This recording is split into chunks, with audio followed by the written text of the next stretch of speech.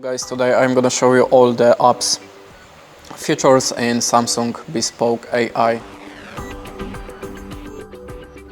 in the SmartThings application.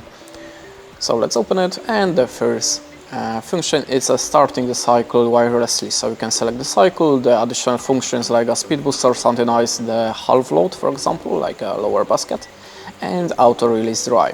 You can also select the detergent amount to check how many tabs you have.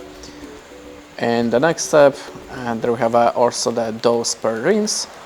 You can also use the AI pattern and select something from my cycles or favorite cycles. Then you can go to the service, and as you can see, there have the water and electricity usage with the cost of it. And that's it. Thanks for watching. Leave us a like or a comment, and goodbye.